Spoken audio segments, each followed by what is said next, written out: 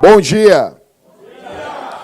Jesus Cristo está vivo, venceu a morte, venceu o maior inimigo foi vencido.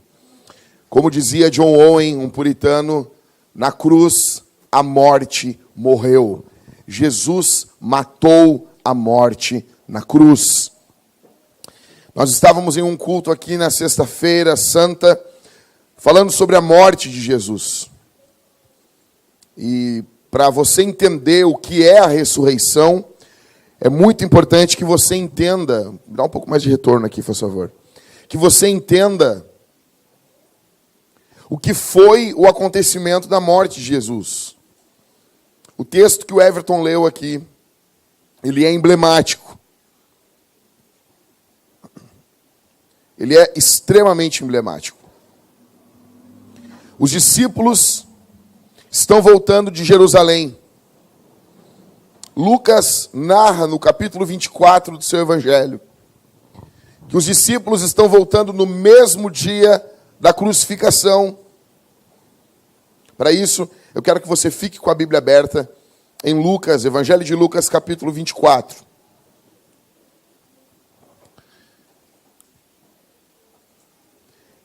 E a tristeza dos discípulos diante da morte de Jesus relata, mostra, descreve exatamente o que estava se passando no coração de todas as pessoas naquele período, naquele dia.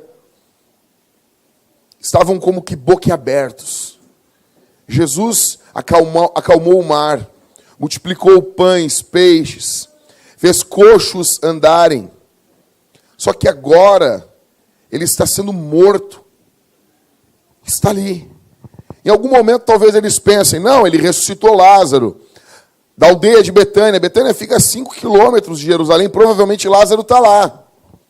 Lázaro está olhando Jesus ser crucificado. E ele está dizendo assim, pensando, Stephanie, não, Arthur, não, ele vai sair daí. Ele me ressuscitou. Só um pouquinho. Ele vai tirar uma carta da manga. E dá 9 da manhã, 10 da manhã, e ele continua pregado ali. 11 da manhã, meio-dia, 1 da tarde. Já começa a vir a comoção. 2 da tarde, e às 3 horas da tarde, Jesus morre. Talvez você não consiga entender isso. Mas a comoção é geral. Afinal de contas, ninguém falou como esse homem falava. Afinal de contas, nenhum homem fez os milagres que esse homem fez. Afinal de contas, nenhum homem amou como esse homem. Ninguém era como Jesus. Então se esperava que ele fosse tirar uma carta da manga. Os discípulos estão voltando de Jerusalém acabados. Ou seja, estou indo embora. Então você lê comigo de novo em Lucas 24, no verso 13. Diz a Bíblia, nesse mesmo dia, que dia? No domingo. Volta no verso 1 lá. Olha o que diz no verso 1. No primeiro dia da semana, bem de madrugada, elas foram ao sepulcro, ok? Agora volta lá no verso 13. Nesse mesmo dia, no domingo. Tipo, vamos embora, gente. 2 deles seguiam para um povoado chamado Emaús, distante de Jerusalém, 60 estádios. Isso dá 12 quilômetros e 800 metros, para ser mais exato. Praticamente 11 quilômetros. Então, daqui até o centro de Porto Alegre, dá 9 quilômetros. Aí tu imagina mais ou menos a caminhada deles. Verso 14. E iam comentando tudo o que havia acontecido. 15. Enquanto comentavam e discutiam, o que aconteceu aqui? O próprio Jesus se aproximou e começou a acompanhá-los. Jesus é aquele que se aproxima nos momentos mais angustiosos da vida. Jesus é aquele que se aproxima quando a desilusão e as angústias tomam conta da nossa vida. Não foi um anjo. Seria legal se fosse um anjo. Alguém aqui já viu um anjo? Eu nunca vi. Seria legal. As pessoas ficam brigando com esse pessoal da batalha espiritual. Eu acho que eles inventam muita coisa. Mas seria legal ver um anjo. Mas não é um anjo. É muito mais do que um anjo. É Jesus. Então Jesus, se não me engano, é o F.F. Bruce, ele diz que, você imagina, tem que imaginar, porque Jesus está com o corpo ressuscitado.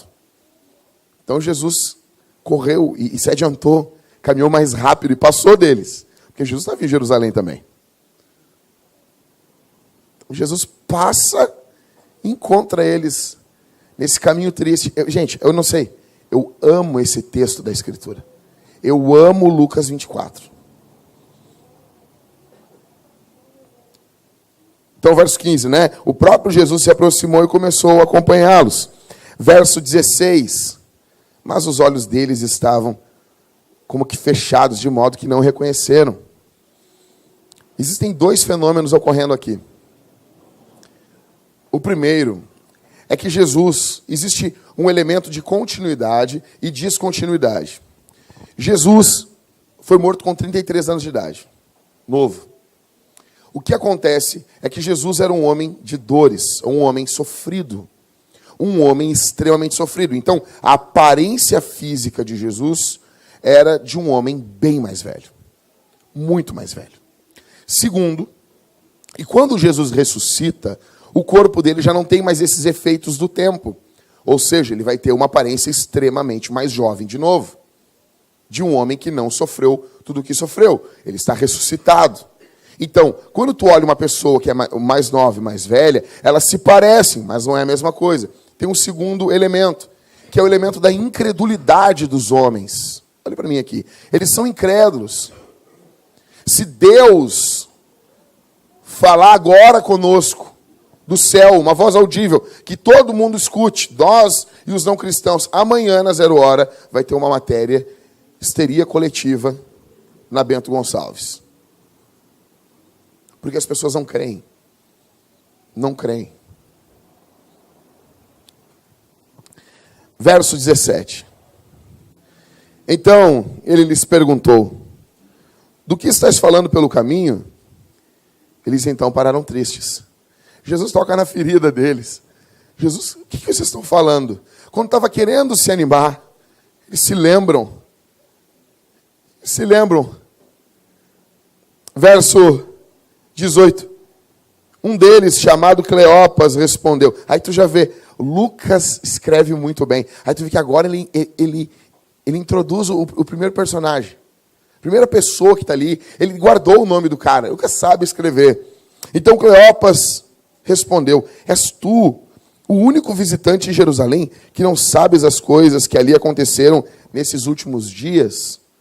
São 2 caras voltando. Alguns teólogos vão dizer que provavelmente o discípulo que tem um nome ocultado é o próprio Lucas. Aí Cleopas toma a frente. Verso 19. Ele lhes perguntou, Jesus, quais? Conta para mim aí. Imagina isso. Me conta. Eles responderam, as que dizem a respeito de Jesus o Nazareno, que foi profeta poderoso em obras e palavras diante de Deus e de todo o povo. Eles têm uma visão ainda muito baixa de Jesus. Mas já tem uma obra do Espírito Santo dentro do coração desses homens. Verso 20, como os principais sacerdotes e as nossas autoridades o entregaram para ser condenado à morte e o crucificaram. Olha a angústia deles. Verso 21, nós esperávamos que fosse ele o que traria a redenção a Israel. Além disso, já faz 3 dias que essas coisas aconteceram. Verso 22. Também é verdade que algumas mulheres... Agora vai dizer, olha... Também é verdade que algumas mulheres do nosso meio nos encheram de espanto, pois foram de madrugada ao sepulcro dele. E não achando o corpo, voltaram, afirmando ter tido uma visão de anjos, que diziam que ele está vivo. Provavelmente esse era o assunto da conversa deles, quando eles voltavam pelo caminho. Verso 23.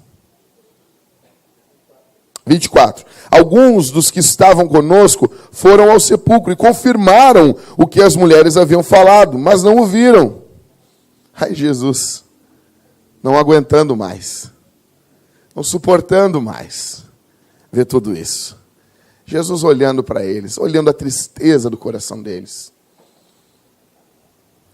Jesus diz, verso 25, então ele lhes disse, ó tolos,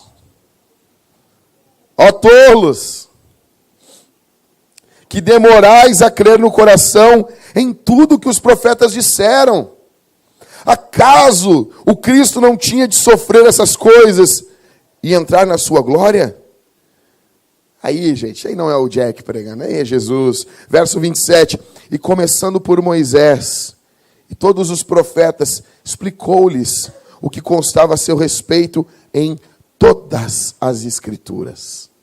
Aí Jesus, deixa eu explicar para vocês uma coisa. Aí Jesus começou a explicar toda a Bíblia para eles. E mostrando o que os textos falavam sobre Jesus. O problema deles é incredulidade na Bíblia. Verso 28. Quando se aproximaram do povoado para onde se dirigiam, Jesus fez com quem ia seguir adiante. Jesus é demais. Estão chegando no povoado, Jesus, então tá, eu vou indo lá. Um abraço, pessoal. Sabe? Verso 29, eles porém insistiram, fica conosco, pois já é tarde e o dia está terminando. Então Deus entra na casa deles. Então Deus entrou para ficar com eles. Verso 30, estando com eles à mesa, Jesus, Deus, pegou o pão. Nós temos um Deus que come com a gente. Então Jesus pegou o pão e o abençoou. E partindo distribuía. Jesus está na casa de uma outra pessoa. Era para aquele anfitrião fazer isso. Mas Jesus toma a frente. Verso 31. Então os olhos deles foram abertos. E o reconheceram. E ele desapareceu diante deles. As pessoas perguntam, como isso? Gente, se é algo que fosse preocupante para a igreja do primeiro século, Lucas não ia relatar. Isso não está um problema nenhum. Jesus, não é que ele é um espírito agora. É que o corpo dele é físico, mas não é preso a essa matéria. Jesus, como dizia C.S. Lewis, ele é mais real do que a própria realidade. Quando você passa por uma fumaça, às vezes de manhã tem ali fica uma fumaceira, né? Um breu. Você passa por meio, porque você é mais denso do que isso. Jesus passa paredes, Jesus passa as coisas, porque Jesus é mais real do que essas coisas. Ele é mais denso do que isso. Tudo que nós vivemos aqui é apenas uma fumaça para Jesus. A vida eterna é a vida real. Aí Jesus desaparece.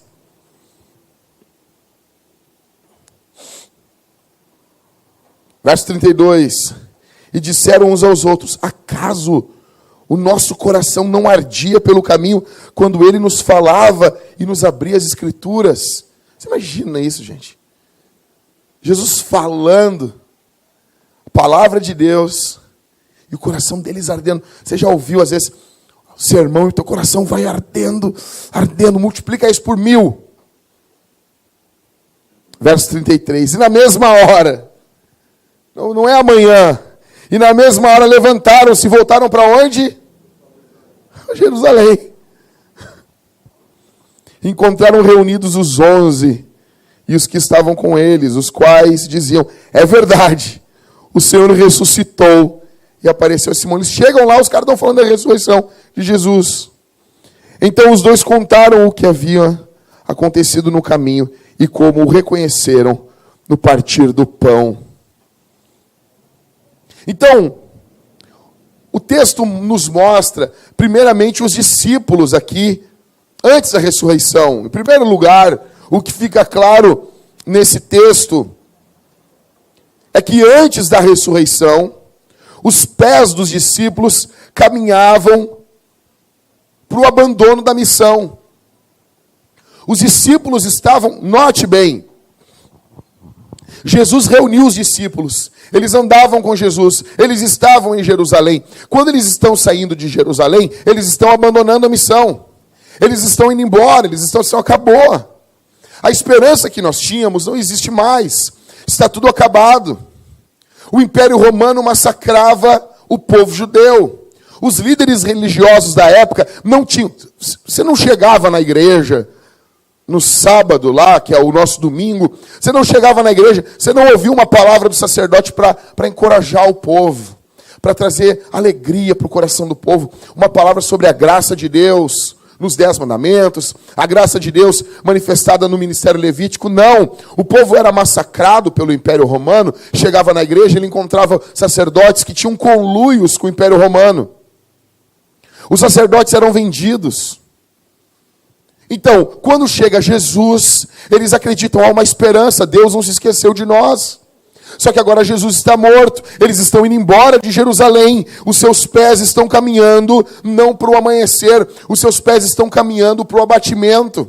Os seus pés, eles estão indo em direção do abandono. Não, temos que voltar para a nossa vida normal. Afinal de contas, isso foi apenas um sonho, durou 3 anos, foi bom, nos alegramos, vimos Deus fazer muitas coisas, mas acabou. Na verdade, talvez eles falavam com os outros: a vida é assim mesmo. A vida é desse jeito. Meu pai viveu assim, minha mãe viveu assim, nós devemos viver assim. Eles estão extremamente abatidos. Se você aqui já foi em um enterro, você sabe o sentimento que eles estão tendo aqui. Eles estão extremamente abatidos. Eles estão abandonando o evangelho. Eles estão frustrados, eles estão inconsolados. Cris, me dá um pouco mais de retorno aqui. Retorno aqui, nesse negócio aqui, ó. Por favor. Eles estão, agora tá bom. Eles estão inconsolados. Eles estão caminhando como aqueles que fogem de uma terrível experiência. Eles estão quebrados. As esperanças que foram... Gente, se surge um político, as pessoas colocam suas esperanças nos políticos. Você nota isso? As pessoas colocam sua alegria, toda a sua paixão em times de futebol. Agora vem a Copa do Mundo. As esperanças das pessoas estão nos jogadores de futebol, nos políticos. Vocês imaginam esse povinho simples? As esperanças dessa gente muito sem nomes, estavam em Jesus. Só que Jesus está morto. As esperanças foram frustradas. Jesus dizia: eu sou a vida. Ele não era como um líder religioso que diz: eu tenho a vida. Ele dizia: eu sou a vida. Ele está morto agora. Só que ao primeiro dia da manhã, ao primeiro dia da semana, ele ressuscita. Só que eles ainda têm a notícia de sexta-feira. Eles não têm ainda a notícia de domingo. O Jerusalém News dominical não saiu ainda. Não foi impresso ainda. O pessoal não entregou. Eles estão caminhando, voltando para casa. As esperanças deles estão destruídas. Então eu pergunto a você: quem você é aqui?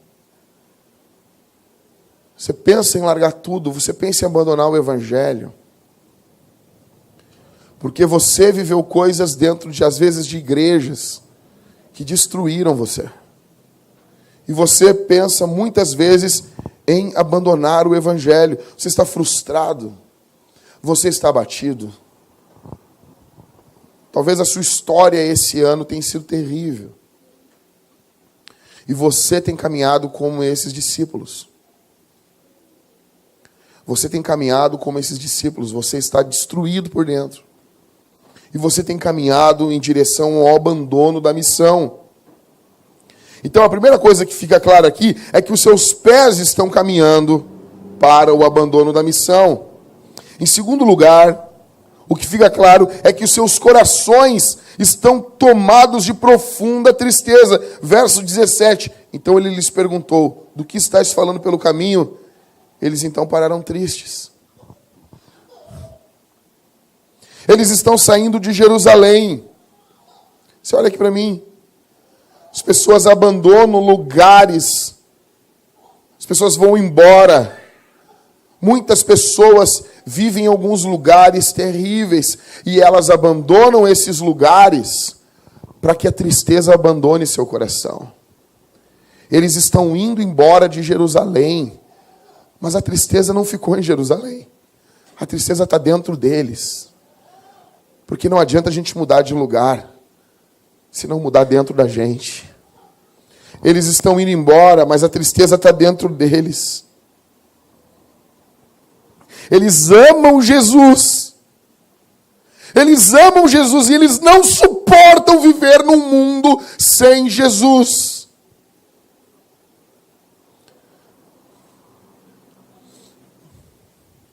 Havia um missionário no mundo islâmico ali, na região dominada pelo Islã. E ele estava passando com o seu colega, quando ele olhou uma imagem, tinha Jesus ajoelhado diante de Maomé, beijando a mão de Maomé. Quando ele olhou essa imagem, ele começou a chorar.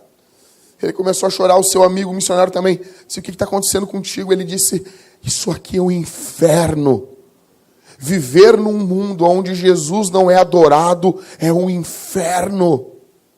Viver num mundo onde Jesus não é o centro, onde Jesus é achincalhado, é um inferno. O inferno para o crente é isso. O inferno para o crente é isso. É onde Jesus está morto, onde Jesus não reina. Esses homens amam Jesus. Eles estão tristes, eles estão quebrados, porque eles estão com a notícia de sexta-feira ainda. Como é que você entrou aqui? Como você veio aqui desencorajado? Muitos tentam mudar de emprego, de casa, marido, mulher, mas continuam quebrados, porque o problema não é externo, o problema é interno. Longe de Jesus, você não terá alegrias. Longe de Jesus, você não terá alegrias em Deus. O teu problema não é um emprego novo. Ainda que ter um bom emprego é algo bom. Ninguém diz que isso é ruim, ok? O teu problema é ficar longe de Jesus.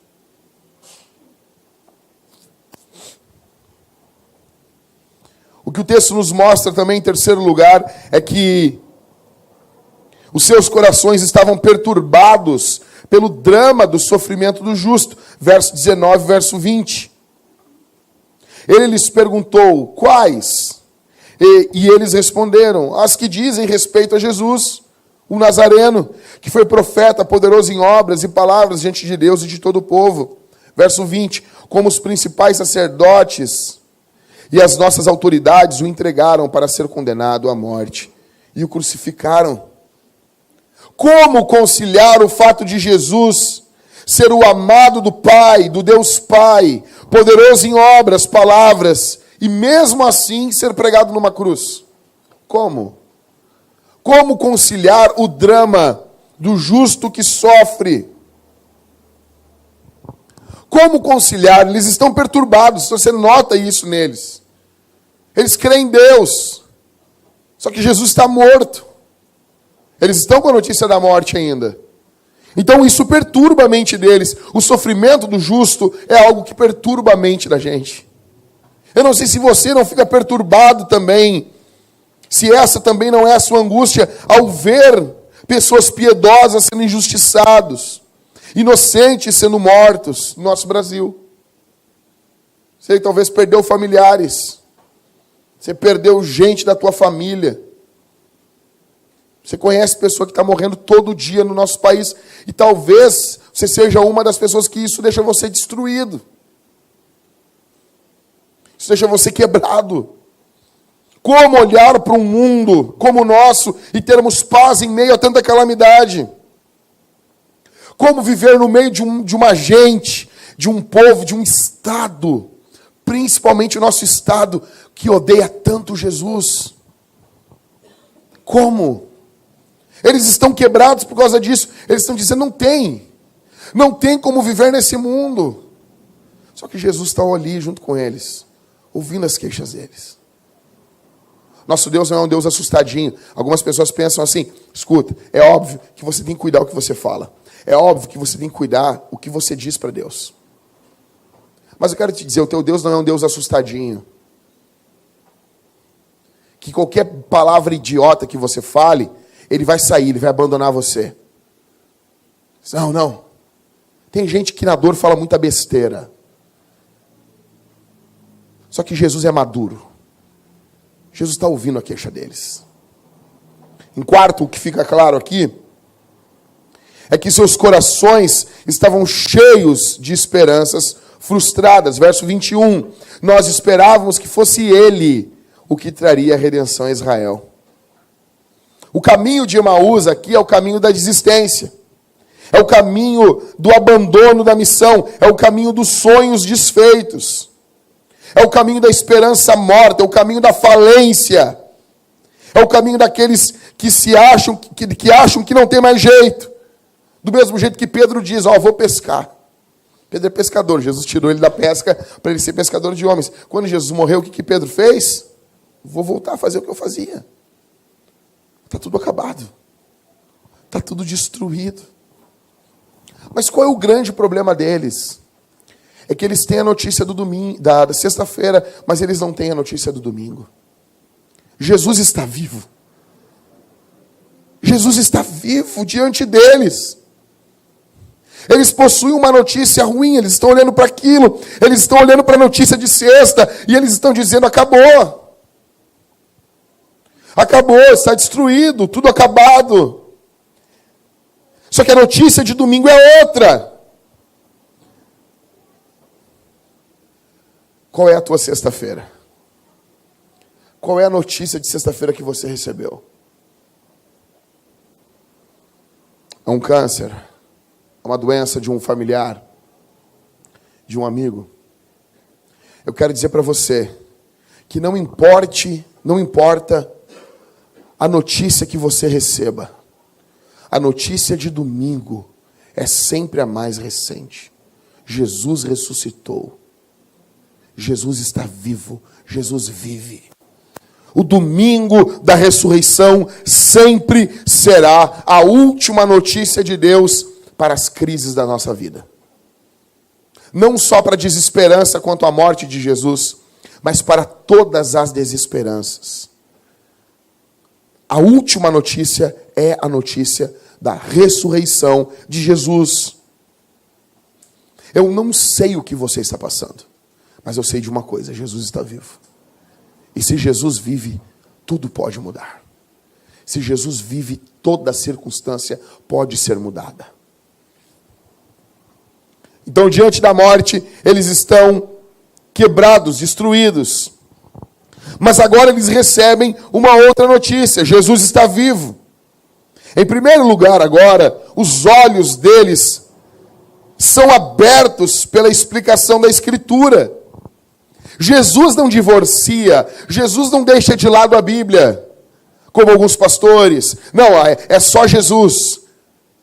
Eu acho engraçado quando alguns pastores dizem, não, ficamos com Jesus, não ficamos com a Bíblia. Como é que tu descobriu sobre Jesus, o animal? Por osmose? Não, porque nós não ficamos com a Bíblia, porque na Bíblia está escrito, eu uso a Bíblia. Não, porque na Bíblia está escrito que tal coisa. Tá, mas me explica isso. O maconheiro dos infernos. Jesus não. Jesus ele não se divorcia da Bíblia. Jesus diz assim, ó nécios. Ó tolos. Vocês são lerdos. Na verdade, alguns tradutores vão dizer que tolo, nécio, é uma palavra muito forte. Que Jesus estaria chamando eles de lerdo. Vocês são uns lerdos mesmo, cara. São uns babaca. Qual o problema deles? É não crer em tudo que os profetas disseram. O verbo encarnado, a palavra encarnada, aponta para a palavra escrita. A Bíblia não briga com Jesus.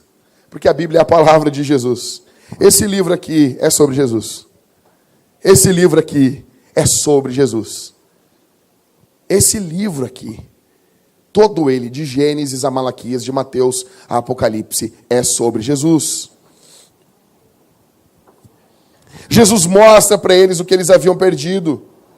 Jesus se revelou nas Escrituras. Você precisa entender isso. Ele diz, examinai as Escrituras, porque são elas que testificam de mim. Examinai as Escrituras. Se você quer luz na sua vida, as Escrituras dizem, lâmpada para os meus pés é a tua palavra e luz para o meu caminho. Se você quer mais santidade, a Bíblia diz, o próprio Jesus disse, santifica-os na verdade, a tua palavra é a verdade. O que falta para você é Bíblia. O que falta para você é Escritura. Jesus está olhando para eles, por que tudo está acontecendo? Por que vocês estão tão quebrados? O problema de vocês... Eu preciso dizer isso, gente. Eu preciso dizer isso para vocês. Talvez alguém aqui precise de um psicólogo, um psiquiatra, e eu não quero massacrar você. Vá, Deus te abençoe. Mas, por favor, verifique antes se o teu problema não é incredulidade.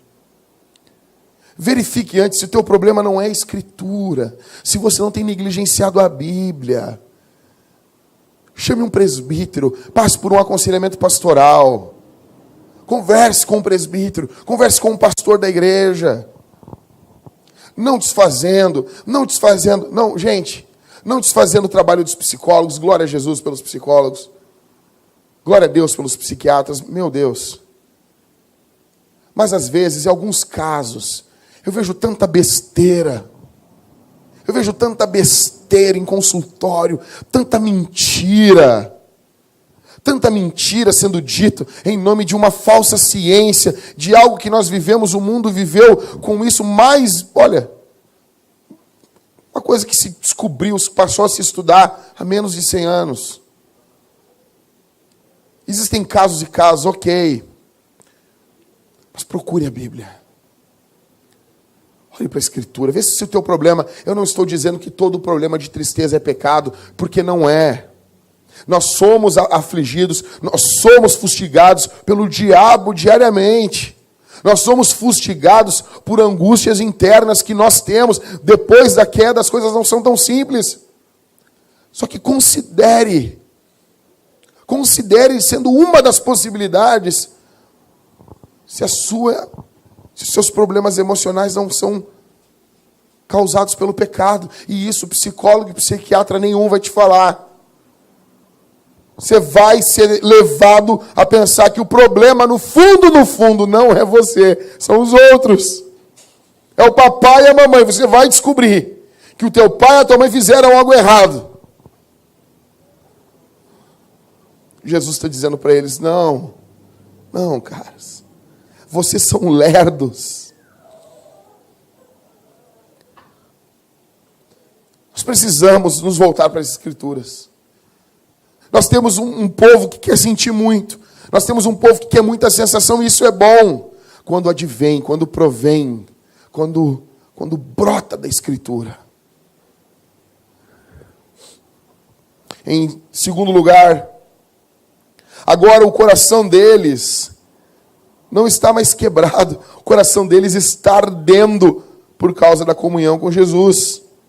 Verso 29 e o verso 32. Verso 29. Eles, porém, insistiram, fica conosco, pois já é tarde, o dia está terminando. Então entrou para ficar com eles. Verso 32. Jesus já desapareceu e disseram uns aos outros: acaso o nosso coração não ardia pelo caminho quando ele nos falava e abria as escrituras? Eles estão tristes primeiro. O que Jesus vai fazer com eles, Maico? Vai sentar, vai falar: não, eu quero falar dos teus problemas, vamos fazer uma regressão. Não, senta aqui. Senta aqui, o que tu precisa é de um divã, fala para mim. E daí a pessoa vai ficar falando. Nossa, como ele me ama. Não, cara, tu está pagando para falar. E depois, em muitos casos, depois, vão passar meses, anos, e quanto mais tempo, melhor. E daí depois vai achar alguma chave no meio do que tu disse e vai dizer: esse aqui é o problema. E tu vai notar como se fosse uma luz que brilhou. Só que Jesus está tratando esses caras com a Escritura. Enquanto Jesus vai falando no meio do caminho, o coração deles vai ardendo. O coração que antes estava quebrado vai ardendo. Porque o nosso coração tem que arder quando as Escrituras são faladas. O problema não está nas Escrituras. O problema muitas vezes está dentro de você. Você tem um coração de pedra. Queima pelo futebol. Queima por filme. Queima por cultura pop. Mas não queima por Jesus. Queima pelo dinheiro. Queima pelo pecado. Mas não queima pelo Senhor. Esses dois versos mostram bem a vida de um cristão. A vida de um cristão é essa vida aqui. A vida de um cristão tem que ser transformada. A vida de um cristão... Esses dois versos, verso 29 e verso 32. A vida de um cristão é a vida de alguém que quer que Jesus fique junto. Jesus não é para ficar só na rua, só na questão pública. A gente quer Jesus dentro da casa. A gente quer Jesus conosco o tempo todo. E o verso 32 mostra, não é só o intelecto que tá participando disso, é o coração. Tem que arder pela palavra. Tem que queimar pelo Evangelho. Tem que haver apego, tem que haver entusiasmo, tem que haver abandono das desculpas. Precisa haver alegria contagiante, apego pelas Escrituras, leitura da Escritura com piedade, com devoção. Você precisa de um encontro com Jesus ressurreto. Você precisa ter o coração inflamado pelo poder das Escrituras. Agora notem bem. Eles estão voltando de Jerusalém. Caminharam 11 quilômetros. 10 quilômetros, 800 metros. Você imagina agora, você vinha a pé do centro. Quem já caminhou mais de 10 quilômetros sabe o que é isso? Estão voltando. Já entraram ali na casa. Botaram a pantufa, o pijama. Pegaram o despertador. Aí Jesus come com eles. Aí Jesus desaparece. Eles já estão de pijama. Já desligaram a luz da rua. Estão indo dormir. Daí quando Jesus faz tudo isso, o que eles fazem? Outra, vocês notam na palavra, quando eles falam para Jesus, Jesus, então tá galera, vou indo lá, falou, ficou olhando assim, né? Eles não fica conosco, já se faz tarde, por quê? É perigoso, duas coisas ali naquele contexto, ladrões e feras. É perigoso ficar de noite. O dia, quando eles vêm caminhando no caminho de Emaús, o dia estava caindo. Estava entardecer. Só que o dia caiu quando eles chegam em casa. Eles saíram de Jerusalém dia e eles chegam em Emaús de noite. Era perigoso. Eles abandonaram Jerusalém. Agora, olha o que diz o texto, no verso 33. E na mesma hora, levantaram-se e voltaram para Jerusalém. Encontraram reunidos os 11 e os que estavam com eles. Eles estão dizendo, a gente está voltando para a missão. A gente está voltando para a missão de Jesus. A missão não morreu, ela está viva. Porque o Deus missionário está vivo nos comissionando. A missão não acabou. O reino não acabou, porque o rei está vivo. O rei está vivo. É quem aquele já leu Nárnia, é como se ele estivesse dizendo: Aslan está vivo. Aslan está vivo, a feiticeira não reina. Aslan está comandando tudo. Aslan está nos chamando para a batalha, é a mesma coisa. Eles agora têm pés, em terceiro lugar, pés velozes para proclamar a ressurreição. Aqueles que possuem os seus olhos abertos, aqueles que possuem um coração queimando por Jesus, eles têm pés velozes para falar de Jesus. Sabe, desculpa, mas eu preciso te dizer, sabe qual é o teu problema? Você não é que você tem vergonha para falar de Jesus. Você precisa ter paixão por Jesus no seu coração. As suas entranhas precisam ser movidas por Jesus. Se isso acontecer aqui, isso vai influenciar aqui. As suas pernas vão andar para você proclamar a ressurreição de Jesus. Os mesmos que fugiram de Jerusalém, agora eles estão voltando para Jerusalém. Você nota uma coisa aqui: ficar em Jerusalém é ficar em um local perigoso, ok? Você concorda com isso? Você concorda? Porque foi em Jerusalém que mataram Jesus. Vocês imaginam o líder, se mataram o líder, o que não vão fazer com os cupincha? Só que agora não tem covardia, agora tem esperança. Eles disseram para Jesus: é tarde, é perigoso. Só que diz o verso 33, e na mesma hora, é tarde, azar.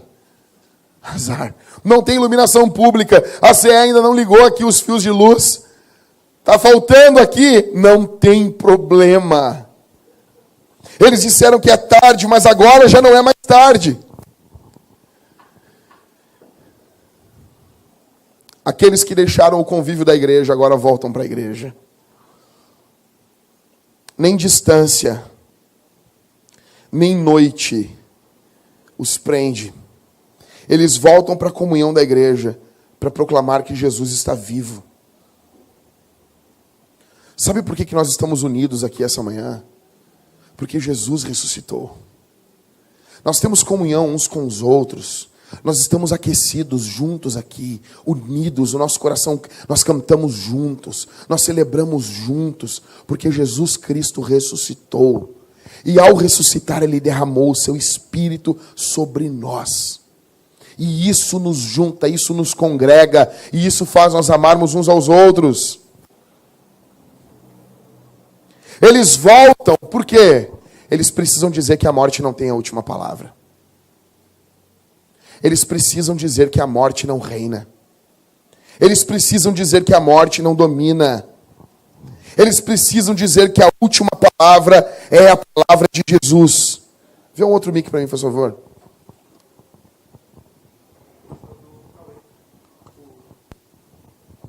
Está falhando aqui, Cris. Está falhando aqui. Não tem outro sim? Vê para o segundo culto depois.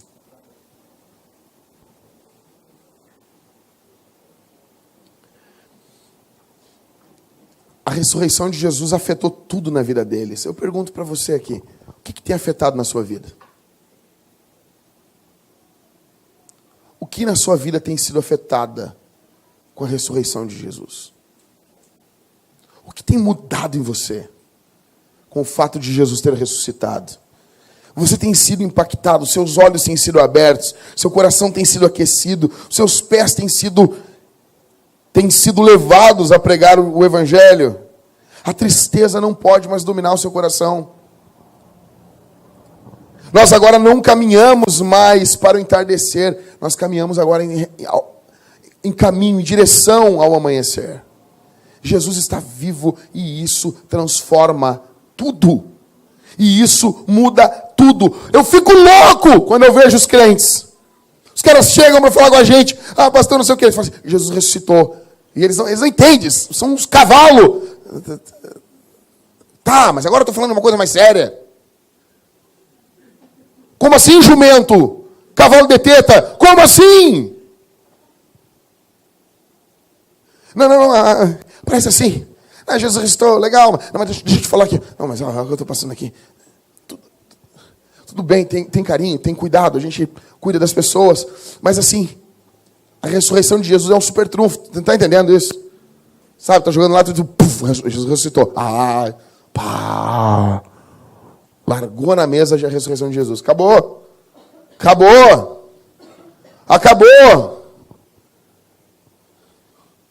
Eu tive uma vida desgraçada nos meus primeiros 14 anos. Só que daí com 15 eu descobri, Jesus ressuscitou. Acabou.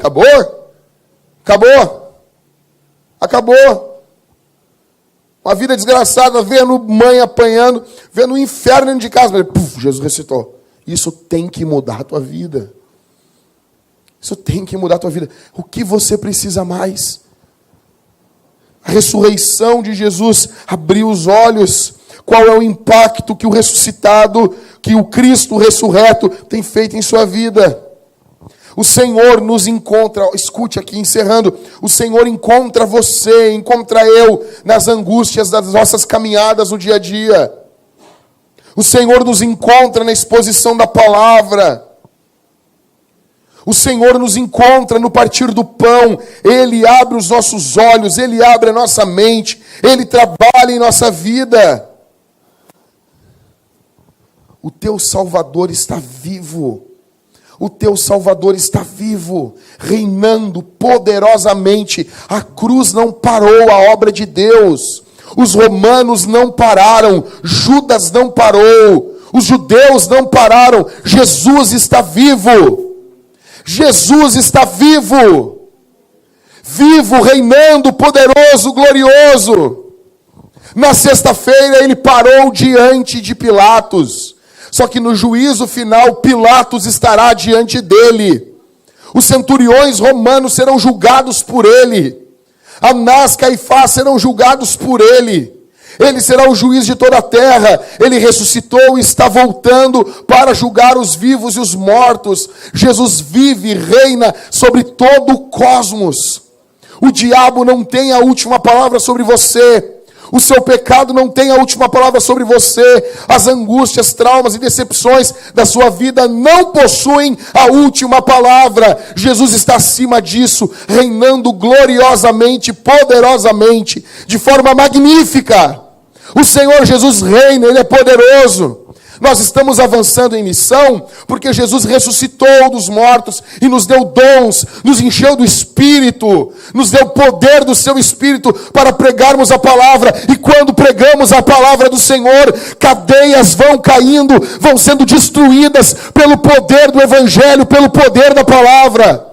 Existe graça na nossa vida, porque Cristo ressuscitou, está reinando poderosamente. As heresias não dominarão o nosso país, porque Jesus Cristo ressuscitou, está vivo. O Evangelho verdadeiro vai avançar, porque Cristo vive. Você vai ser um bom marido, você vai cuidar da sua esposa, porque não na força do seu braço, não é porque você é o bonitão, é porque Jesus está vivo, é porque Jesus reina, é porque Ele é maior que o teu pecado. Jesus é maior que a pornografia, Jesus é maior do que o adultério, Jesus é maior do que as drogas, Jesus é maior do que a maldade, Jesus reina sobre tudo isso. Nós estamos inseridos na cidade mais pagã do Brasil. Na cidade com o maior número de templos de Umbanda. O maior templo de Umbanda da América Latina está aqui. Só que eles são pequenos, eles são café pequeno perto de Jesus. Jesus ressuscitou. Nós estamos vivendo em meio a uma cidade, em meio a um povo extremamente secularizado. Extremamente secularizado. O coração da nossa cidade está cada vez mais secularizado. Eles riem, eles zombam do Evangelho. E a igreja continua avançando, marchando há 2000 anos. Roma não nos parou. Os mongóis não pararam a igreja. Os comunistas, o socialismo não parou a igreja, porque Cristo ressuscitou dos mortos. O maior inimigo foi vencido. Eu quero que você saia daqui entendendo isso. Você é um vitorioso ao estar com Jesus. Você é um vitorioso. Sim, o Evangelho é uma mensagem de vitória. Nós estamos dizendo para as pessoas: O rei venceu e ele está voltando. Ele está voltando. Eu já ouço o barulho do cavalo branco de Jesus. Ele está voltando. Ele está voltando. Na sua mão, na sua destra, está o governo de todo mundo. Da sua boca saiu uma espada afiada de 2 gumes. Ele fere as nações. Ele volta. Os reis da terra precisarão se curvar diante de Jesus. Escute aqui. Trump, Obama, Lula, Temer, todos esses homens dobrarão os seus joelhos. E se negarem a dobrar, suas rótulas serão quebradas. E eles se dobrarão diante de Jesus. E eles reconhecerão que Jesus reina. Nós estamos do lado certo da história. Nós estamos com aqueles que vencem. Nós estamos do lado certo da história. Você sabe o final das coisas. Você já leu o final da Bíblia. Você sabe como essa história encerra.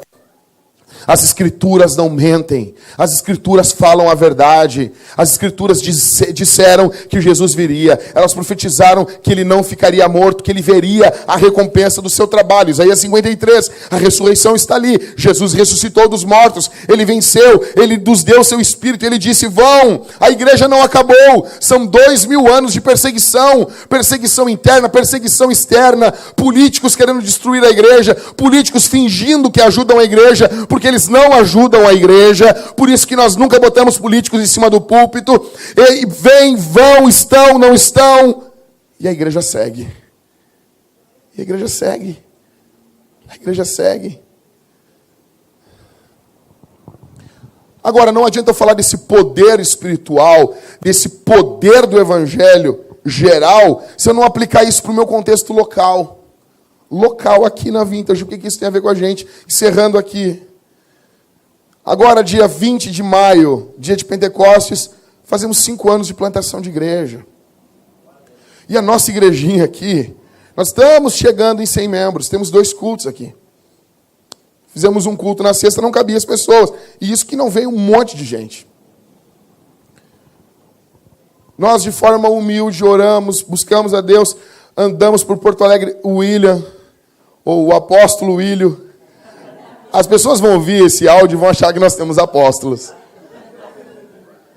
Eu nem vou explicar, deixa assim. Deixa assim. Nós passamos uma noite, quase, invadimos a madrugada, era um domingo, andando por toda a perimetral, procurando prédio para a igreja. Nós não temos mais como ficar aqui. As crianças ficam perturbadas ali dentro. Umas saem já com faca dali de dentro, nervosas. Não dá. Então nós conseguimos, pela graça de Deus, se tudo ocorrer certo, nós alugamos o prédio aqui do lado, é uns 200 metros daqui. Era o prédio que era de uma igreja. Prédio azul, horrível. Nós vamos pintar aquilo ali. Nós vamos pintar, Olha, gente, tem muito trabalho aí. Nós fizemos uma reunião com a liderança ontem da igreja, das 7 da noite. 7 e pouca, porque algumas pessoas se atrasaram na nossa reunião. 7 e pouca. Não que eu quero dizer alguma coisa, Maica. 7 e pouca da noite até 1 da manhã. Até 1 da manhã. O pessoal saiu lá de casa 1 da manhã. Fizemos uma reunião para tratar... Olha, tentamos tratar o máximo de coisas que conseguimos. E aqui... nós vamos nos mudar, provavelmente, essa semana, estourando na outra. Então, nós temos, se tudo ocorrer conforme nós estamos planejando, nós temos mais 2 cultos aqui, o de hoje e o de domingo que vem. Eu iria começar uma série em Cantares, nós vamos puxar um freio de mão nisso. Nós vamos começar a série em Cantares. Calma, Michael, calma. Michael trabalhou um monte na abertura, isso não foi em vão. O teu trabalho no Senhor não é em vão.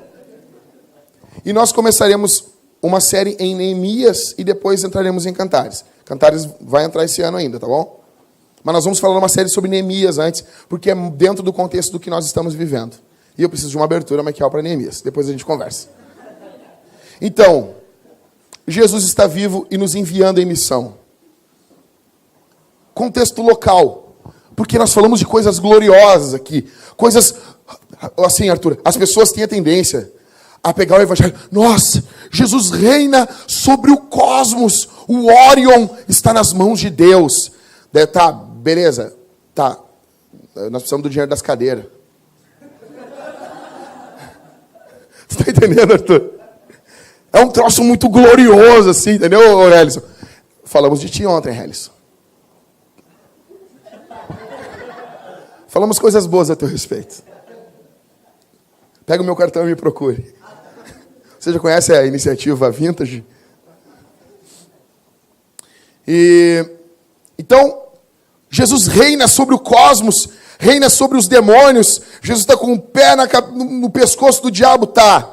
Beleza, nós temos que comprar 100 cadeiras. E o pessoal que disse que vai dar as cadeiras aí, Jesus ressuscitou, oferte a cadeira. Amém? Jesus está reinando. Então, assim, nós tínhamos ali, não sei quantos, te lembra, Felipe, quantas cadeiras? Quantas eram? Nós conseguimos já 61, acho. Por aí. Faltam...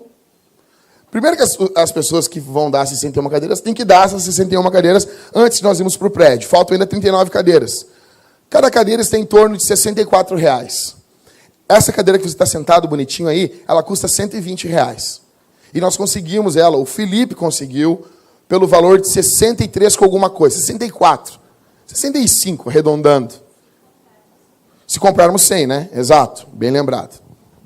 Então, nós precisamos comprar as cadeiras hoje. Então, quem vai dar cadeira? Não adianta assim, não, vou dar cadeira. Não, gente, nossa igreja é minúscula. Por que nós precisamos de cadeira? Porque a cadeira que nós temos aqui já não dá para todo mundo. Nós vamos fazer um culto só ali, domingo de manhã. Porque o prédio é enorme. É como se fosse 6 vezes o tamanho dessa nossa caixa de fósforo aqui. Fora a parte de cima. Que tem 3 salas para as crianças. Enormes. Enormes. Tem 2 banheiros. Um banheiro para as gurias, para os guris grande ali, com vários vasos lá para serem rebocados lá. Entendeu? Gente, missão, nós precisamos... gente, como é que nós vamos fazer missão com um banheiro? Como é que nós vamos fazer missão com um banheiro? As pessoas vêm na igreja com fila ali. A pessoa vai entrar, uma mulher vai entrar depois que um homem sai do banheiro. É complicado. Sabe, que um homem judia do banheiro, né? Ali nós vamos poder fazer missão melhor. Então, o que acontece? Nós precisamos disso. Nós precisamos... Jesus ressuscitou dos mortos? Ressuscitou. Ok, está reinando, vai para casa, vai pregar o evangelho. Ok, eu preciso, os diáconos vão procurar vocês. Para vocês fazerem várias coisas. Nós temos que fazer nossa mudança. Então, assim, Jesus reina sobre o cosmos? Reina. Então, nós precisamos que você trabalhe junto conosco para fazer a mudança. Temos que nos mudar. Tem desinstalação de ar-condicionado, desinstalação de som, não sei o que. Um monte de coisa. Vai ter muito trabalho. Tem a pintura da outra igreja. Nós temos que pintar aquilo. Está horrível. Está horrível. Está bregão. O fundo do palco está terrível. Então envolve trabalho. O que nós precisamos? Você esteja conosco ali, passando 12 horas de trabalho, sorrindo, porque Jesus ressuscitou. Porque senão, o evangelho, ele nunca atinge a nossa vida. A gente nunca é afetado pela mensagem da ressurreição. Porque é só para coisas grandiosas. E as coisas práticas não acontecem. Eu pergunto assim, Michael, tu ama a tua mulher? Ah, eu amo. Daria a tua vida por ela, mas tá louco? Com certeza. Tá, e lavar a louça? Não, lavar a louça jamais. Tu tá entendendo? Tá entendendo? Dá a vida e não lava a louça. Não estou falando que tu vai lavar a louça todo dia para tua mulher, mas estou falando nunca lavar um copo. Você acredita que um marido que não lava um copo vai dar vida pela mulher? Então, é uma coisa gloriosa, grandiosa, mas tem que atuar no micro também, nas questões pequenas também. Amém ou não amém? Amém. Vamos orar? Jesus está vivo. Vamos ficar de pé.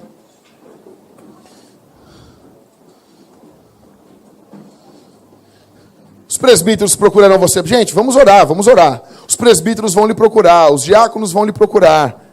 Eu preciso que você atenda o pedido, que você se comprometa, que você esteja junto conosco, servindo na missão. Nós temos muitos desafios, muitos, muitos.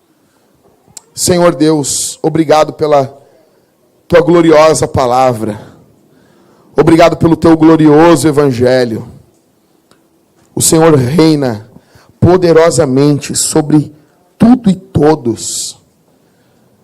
Tua glória se manifesta através do teu bendito evangelho. Salvando pecadores, o teu nome é glorificado. Obrigado, Senhor, por aquela tumba vazia, porque hoje temos uma mensagem, um sermão a pregar para o mundo. Obrigado porque o Senhor nos encontra nas estradas angustiosas, tristes, tortuosas da vida, e nos dá vida dentro do nosso ser. O Senhor arranca de nós a morte e nos coloca um sorriso em nossos lábios ao contemplarmos a tua glória do túmulo vazio. Obrigado, Senhor. Obrigado. Roma não pôde te parar. Aquela pedra, Senhor, não era maior do que o Senhor. O Senhor é uma pedra de esquina que destrói aquele túmulo. O Senhor é maior, o Senhor transcende isso. E hoje tua igreja te louva, e hoje tua igreja te exalta, e hoje homens e mulheres se juntam aqui na missão, porque o Senhor ressuscitou. No nome bondoso de Jesus. Amém.